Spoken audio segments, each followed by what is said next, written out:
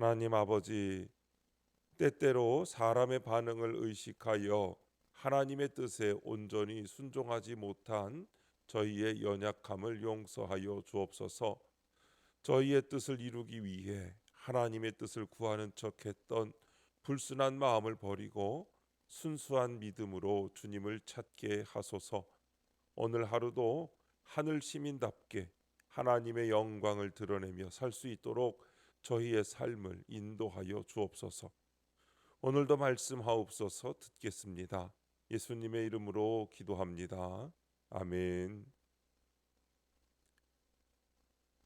성경 말씀 누가복음 20장 19절부터 26절까지 말씀입니다.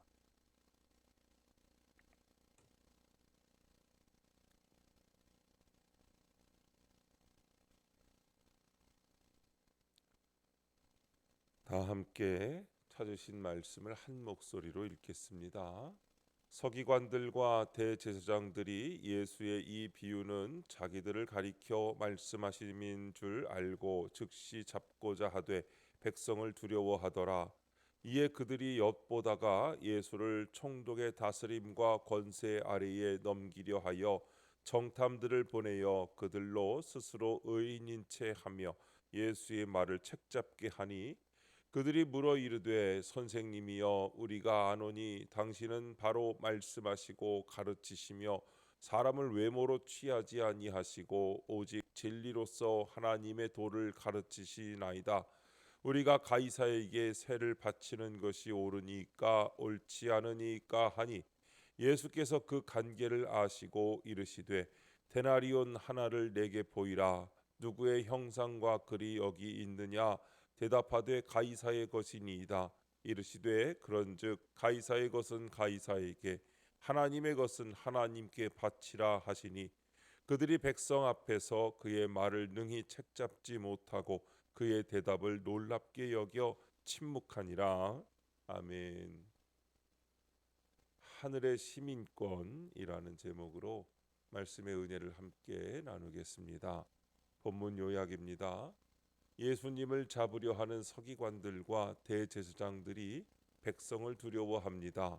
그들은 가이사에게 세금을 내는 것이 옳은지 예수께 묻습니다. 예수님은 동전을 보여달라 하시고 가이사의 것은 가이사에게, 하나님의 것은 하나님께 바치라고 대답하십니다. 첫 번째, 두려워하는 지도자들 19절부터 20절 말씀입니다. 서기관들과 대제사장들이 예수님을 잡으려고 합니다.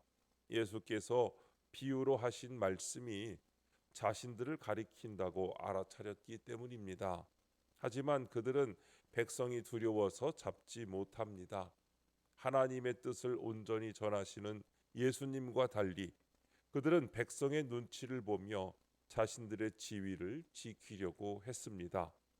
그래서 정탐꾼들을 보내 예수의 흠을 잡으려고 합니다. 성도가 두려워할 것은 사람의 시선이 아니라 하나님의 말씀입니다. 하나님보다 사람을 더 두려워하는 것은 큰 죄입니다. 적용 질문입니다. 하나님보다 사람을 더 의식하여 말씀에 순종하지 못한 적이 있습니까? 우리 역시 하나님보다 사람을 더 두려워하며 진실을 외면하거나 불의한 상황에서 침묵을 선택할 때가 있습니다. 때로는 주변의 시선이 두려워 믿음의 원칙을 굽히기도 하고, 사람들의 평가를 의식해 복음을 담대히 전하지 못하기도 합니다. 우리는 스스로에게 과연 내가 하나님보다 사람을 더 의식한 적은 없는지, 진실을 말해야 할 순간을 외면한 적은 없는지 질문해 보아야 합니다. 만약 그런 순간이 있었다면 그것이 내게 어떤 두려움에서 비롯되었는지 깊이 성찰해야 합니다. 사람들의 평판에 대한 걱정, 이웃과의 관계 악화, 혹은 실질적인 불이익에 대한 공포가 나를 주저하게 만들었을 수 있습니다. 그러나 우리는 이제 사람의 시선을 떨쳐내고 오직 하나님의 인정을 바라보며 살아가야 합니다. 진정한 믿음은 담대함을 요구합니다. 우리가 두려워해야 할 유일한 분은 오직 하나님뿐이십니다. 그분의 말씀에 순종하며 비록 세상에 반대가 있다 할지라도 믿음의 길을 굳게 걸어가야 하겠습니다. 두 번째, 교묘한 질문 21절부터 22절 말씀입니다. 정탐꾼들은 예수님이 사람을 외모로 취하지 않으시고 하나님의 도를 가르치신다고 칭찬합니다. 예수를 함정에 빠뜨리려고 아첨하는 것입니다. 그리고 그들은 가이사에게 세금을 바치는 것이 옳은지 묻습니다. 이 또한 예수를 곤경에 빠뜨리려는 교묘한 질문입니다. 예수님의 대답에 따라 백성의 지지를 잃거나 로마의 반역자로 몰릴 수 있었기 때문입니다. 그러나 사람들은 속일지라도 주님은 속지 않으십니다. 따라서 성도는 주께 순전한 마음으로 물어야 합니다. 적용 질문입니다. 순수한 마음이 아닌 숨은 의도를 가지고 하나님께 구한 적은 없습니까? 우리는 종종 기도와 신앙생활 속에서 겉으로는 경건한 말과 행동을 하면서도 속으로는 자신의 이익이나 목적을 추구하는 이중적인 모습을 갖고 있는 것을 인정해야 합니다. 우리의 기도가 하나님께 순종하기보다는 내 뜻을 이루기 위해 기도했던 적은 없는지, 하나님의 뜻을 구하는 것이 아니라 내가 원하는 답을 듣기 위해 기도했던 적은 없는지, 하나님께 드리는 기도가 하나님과의 교제가 아니라 다른 사람에게 보이기 위한 것이었던 적은 없는지 점검해야 합니다. 하나님은 우리의 마음을 감찰하시며 우리의 기도를 통해 우리를 더 정결한 믿음으로 이끄십니다. 잠언서 16장 2절 말씀에 보면 사람의 행위가 자기 보기에는 모두 깨끗하여도 여호와는 심령을 감찰하시느니라고 말씀하셨습니다. 그러므로 우리가 숨은 동기를 내려놓고 하나님 앞에 정직한 마음으로 나아갈 수 있도록 기도해야겠습니다. 세 번째, 하늘 시민의 의무 23절부터 26절입니다. 예수님은 정탐꾼들의 숨은 의도와 관계를 간파하시고 지혜롭게 대답하십니다.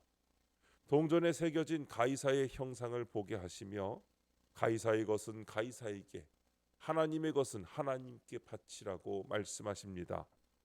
이는 우리가 이 세상 시민으로서 의무를 다하되 궁극적으로는 하나님 나라 시민임을 잊지 말아야 한다는 뜻입니다. 우리는 하나님 형상대로 지음을 받은 존재입니다. 따라서 내 삶 전체를 하나님께 드려야 합니다. 이것이 하늘 시민의 의무이자 지혜로운 삶입니다. 적용 질문입니다.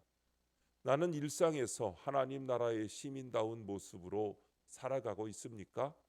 오늘 내가 개선할 점은 무엇입니까? 먼저 우리는 세상에서 성실한 삶을 살아야 합니다. 직장인으로서, 가정의 일원으로서, 사회 구성원으로서의 책임을 다하는 것은 기본적인 의무입니다. 회사에서는 성실하게 일하고 이웃과는 화목하게 지내며 국가에 대한 의무, 즉 세금 납부의 의무도 성실하게 이행해야 합니다. 더 근본적으로 우리는 하나님 나라의 시민답게 살아야 합니다. 매일의 삶에서 진리와 사랑을 실천하며 하나님의 형상대로 창조된 존재로서의 가치를 드러내야 합니다. 기도와 말씀으로 영적 성장을 추구하고 이웃에게 그리스도의 사랑을 나누는 것이 하늘 시민의 본분입니다. 또한 우리의 시간과 재능, 재물을 어떻게 사용할지 늘 점검해야 합니다. 하루 24시간 중 얼마나 하나님 나라를 위해 투자하고 있는지, 소유한 것을 남을 위해 나누는지, 재능으로 교회와 사회에 기여하고 있는지 성찰해야 합니다. 오늘 우리는 이중적인 소명을 실천하기 위해 교회와 사회에서 구체적인 적용을 해야 할 필요가 있습니다. 직장에서 정직하게 일하는 것, 가정에서 용서로 화해하는 것, 사랑으로 사회적 약자를 돌보는 것, 이 모든 것이 우리가 해야 할 하늘 시민의 삶의 모습입니다. 오늘도 하나님의 말씀을 의지하여 그 말씀을 통해 내 삶을 바라보고 하나님의 말씀에 순종하는 적용을 하시며 살아가는 저와 여러분의 삶이 되시기를 주님의 이름으로 축원드립니다. 기도하겠습니다. 하나님 아버지, 사람을 두려워하느라 하나님의 뜻을 거스르지 않게 하옵소서. 숨은 의도 없이 순수한 마음으로 하나님께 나아가게 하옵소서. 이 땅의 시민으로서 의무를 다하되 하늘 시민의 정체성을 잃지 않고 모든 영역에서 하나님의 주권을 인정하며 살게 하옵소서. 주님, 이 시간 주님께 드리는 성도의 기도 가운데 함께하여 주시옵시고 주님의 세미한 음성을 들려주시며 그 선하신 손길로 붙들어 주옵소서. 우리 주 예수님의 이름으로 기도드립니다. 아멘.